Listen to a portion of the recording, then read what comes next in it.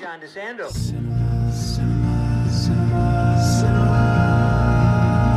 Classics, let's go to the movies and share some popcorn, soda pop with our friends. Turn off our cell phones and get away. Night or day, it's John DeSando on the radio. We'll watch the credits from up high. This special edition of Cinema Classics celebrates Ohio Goes to the Movies, a signature event of America 250 Ohio, and it's co-produced by John DeSando and Mary Yerina and hosted by Mary Yerina. Listen to shows Thursdays at 8:01 p.m. on WCBE 90.5 FM. And listen to shows and read reviews online at WCBE.org. I'm Mary Yerina. I'm Lisa Maggard. And this is Cinema Classics. Lisa, I think we're talking about a modern classic Yes. today. We are going to be talking about Pixar's Up. Can you tell us a little bit about what this story is about?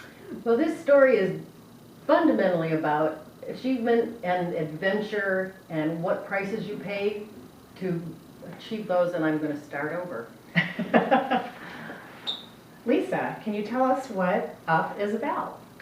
Up is an adventure story that follows a kind of a grumpy old widower who is going to be forced out of his old home to go to a retirement home, and instead of doing that, he ties thousands of balloons to his home to float off on an adventure. Who wouldn't do that? Yes, who would not want to float down to Paradise Valley in South America to achieve an adventure that he and his wife had always talked about and had never been on.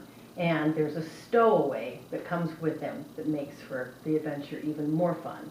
And I think other people or other creatures encounter them along the way of their adventure. And I know this is an adventure story and beautifully told from Pixar Studios because they are just such wonderful emotional storytellers. But I've also found that this was somewhat a story about grief. We have Carl, who you referenced as a widower, and the first 15 minutes of the film are actually about him meeting the love of his life when they're children. He meets Ellie, and then when they get married, it's about a 10-minute montage that's just so beautiful about their life together. And I challenge you not to get a little weepy watching this montage, in which there is no dialogue for 6 minutes. Exactly. And it follows their life and through the hardships and the normalcy of just a life together, building a life together, the roadblocks that come in the way, the things that happen that keep you from going on your grand adventure. And when he loses her, it's the process of grief. He's in his home that they that's where they met as children, and they have fixed up and it's become their lifetime home, but progress has developed around them and around this home, and he's lost Ellie, but he talks to the house like it is Ellie. And I think that's part of his grieving process. So as the years go on, the fact that developers want to buy his house out and are trying to force him out would be like losing Ellie all over again. And then we have his stowaway, Russell, a wilderness explorer who comes to help him out because he's earnestly wanting to earn his last badge of helping the elderly. Right, and for some reason he has identified Carl Fredrickson as the elderly person that he's going to help and earn this badge. And it's continually rebuffed, but happens to be hanging onto the porch when the house takes flight. Yes, and the balloons cause it to float up. You know, and speaking about Carl and his demeanor, I can't help but wonder what came first. Did they cast Ed Asner to play Carl Fredrickson and then draw him to look like Ed Asner?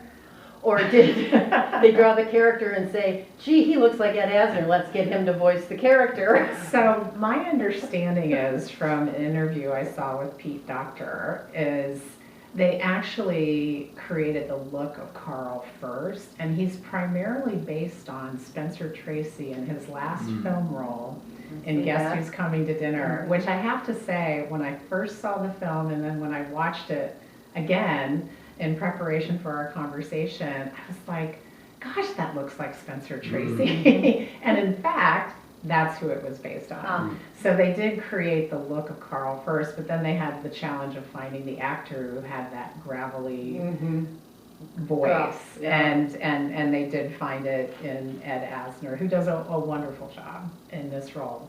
And Russell is facing his own kind of grief. We learn along the way that part of why he wants to earn this badge is not so much earning the badge, but that the tradition for wilderness explorers is that their dads present them the badge. Right. And he his talks. father is not present in his life, and he's hoping, and his father has promised that he will come and pin this badge on him if and when he earns it. But the father has been absent from his life for what seems like many years, and it's very sad. And Russell's looking for love, acceptance, a father figure, all of those things too, and is dealing with that as a young boy. Right, so he's processing his own grief. So these two come together and go on this incredible adventure to fulfill what Ellie identified as her big adventure in life when they were children. And it's told so beautifully, not only through the imagery that you would expect with Pixar, but also the score. It was scored like an opera, so every character has their theme, and we hear Ellie's theme not only during their married life together, but also in a different way when the house settles at Paradise Falls in South America and they're going on their adventure. It really is just so wonderfully and beautifully told.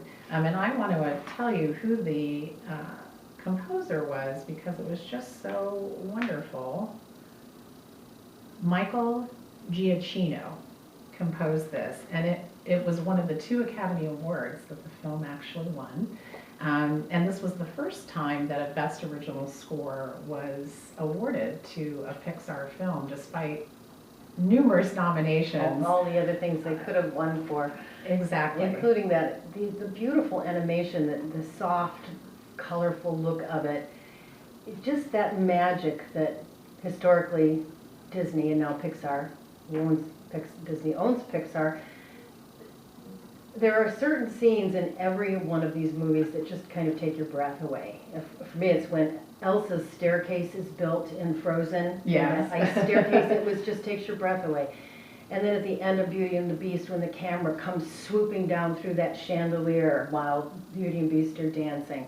And with this one, it's when the house starts to lift off, and then you look up and this camera comes out, and then the tarp comes off and all those balloons just emerge, and it just makes you smile. It's just so beautiful and stunning and unexpected the first time you see it. I will agree. And what touched me about those first initial scenes with the house floating is the color reflection of the balloons as the sun shone through them as it's floating over the city. You see those colors dapple the buildings and people's faces as they're looking up in wonder. And it's really just so beautifully told as an emotional story about grief and love and relationships and adventure. And it is a modern classic as far as I'm concerned. Anytime you see a movie where you're not sure, you have an idea where it's going to go, and then it takes a left turn and introduces, crazy characters like the bird and the dog and the other adventurer that's hiding out in South America, and talking dogs and squawking birds, and it's like, okay, this is taking off into a different area, and it's fun. It's just fun. Well, and only the way that you can do in computer graphic animation. They create worlds out of nothing, but it's the emotional storytelling behind it that makes it so believable and makes you want to go on that adventure with them. And we've been remiss in not mentioning that we would fail if we didn't say that there's so much adult humor hidden in the film, especially if you know older films. For example, when the story of adventure comes to a climax between the adventurer who's somewhat gone mad in South America and Carl realizing that he doesn't want to go that route, and he changes his mind about settling in at Paradise Falls to go rescue Kevin, the bird, and Russell, and ultimately Doug the dog. There's a scene where we have the dogs that are owned by Charles Muntz, who's the gone mad adventurer, who start flying to attack the balloons on the house, and it's like a recreation of the Star Wars scene where they talk about Red Leader, and and it's just brought so much humor to what was already just a lovely story. Yeah, and when Russell is yammering away and Carl wants him to be quiet, he says, let's play the game where we see how long we can go without speaking. Every parent's favorite game. We also chose this film because there are a lot of Ohio connections to not only Pixar, but this film in particular. And we'll talk more about that on our podcast, Double Take.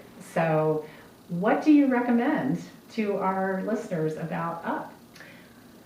Go on that adventure. Don't put it off. Take your adventure.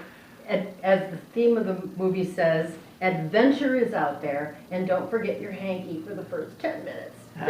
I would agree with that. I'm John DeSando.